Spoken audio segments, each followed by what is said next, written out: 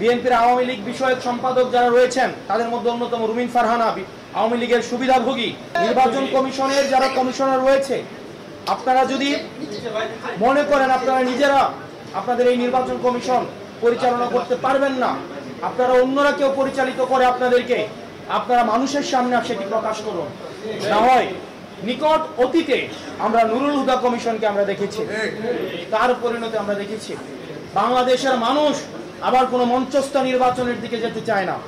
বিএনপির আওয়ামী লীগ বিষয়ক সম্পাদক যারা রয়েছেন তাদের মধ্যে অন্যতম রুমিন ফারহানা আওয়ামী লীগের সুবিধাভোগী, আওয়ামী লীগের ফ্ল্যাটভোগী এবং যারা গুন্ডা দিয়ে নির্বাচন কমিশনকে ঠান্ডা করে দিতে চায়, যারা একটা প্রেসক্রিপটিভ ইলেকশনের দিকে আবার যেতে চায়, আমরা এই বিএনপির আওয়ামী বিষয়ক সম্পাদকদেরকে বলবো, আপনারা জনগণের পালসকে বুঝুন, 24 পরবর্তী জনগণের পালসকে বুঝুন, নতুবা আবার বাংলাদেশ সংকটের দিকে যাবে।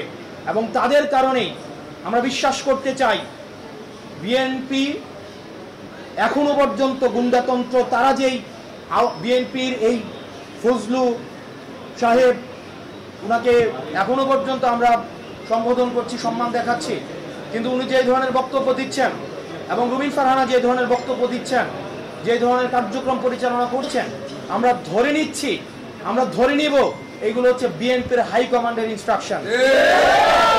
এবং আজকের নির্বাচন কমিশনে যেই ঘটনাটি ঘটেছে সেই বিষয়ে বিএনপি কি অবস্থান নেয় সেটির প্রতি আমরা নজর রাখবো। পুলিশ ভাইরা যারা রয়েছেন, আমরা আপনাদের প্রতি আবেদন জানাবো, আপনারা দয়া করে ক্ষমতামুখী হওয়ার কোনো প্রয়োজন নাই। আপনারা দেখেছেন নির্বাচনের আগের রাতে যে ওসিরা, যে এসপিরা, যে পুলিশরা টাকা খেয়ে নির্বাচন করে দিয়েছে, আমিরামিন নির্বাচন করে দিয়েছে, তাদের আজকে পরিণতি কি হয়েছে।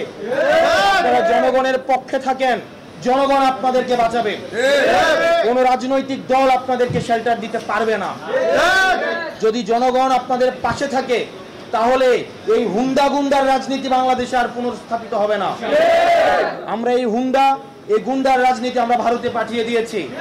এখন এই রুমিন ফারহানারা যদি সেটি আবার বাংলাদেশে রিহ্যাবিলিটেট করতে চায়, তাহলে হাসিনার প্রতি তাদের যে আন্তরিকতা, তাহলে হাসিনা যেখানে আছে তাদেরকেও সেখানে চলে যেতে হবে। প্রিয় সাংবাদিক ভাইয়েরা, আমরা এই নির্বাচন কমিশনের বস্তুনিষ্ঠ আচরণ দেখতে চাই।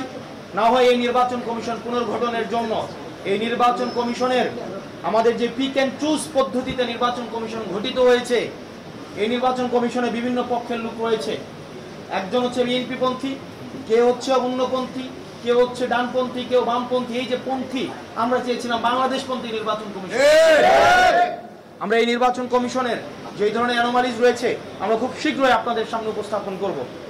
এবং বাংলাদেশের এনসিপির নেতাকর্মী, আপনারা প্রত্যন্ত এলাকায়, আপনারা প্রান্তিক জনপদে যারা রয়েছেন, সারা দেশের এনসিপির নেতাকর্মীদের প্রতি বিএনপির যে বিমাতা সুলভ আচরণ, সেটির আজকে একটি সিগন্যাল আপনারা পেয়ে গেলেন। আপনাদেরকে সুগঠিত হতে হবে এবং বিএনপির এই যে আগ্রাসী যে মনোভাব রয়েছে, গুন্ডাতন্ত্রের যে মনোভাব রয়েছে, গুন্ডাদের তুষণ এবং পোষণের যে মনোভাব রয়েছে, সেটি থেকে যদি সংস্কার না করে তাহলে তাদের গণপ্রতিরোধের মুখোমুখি হতে হবে।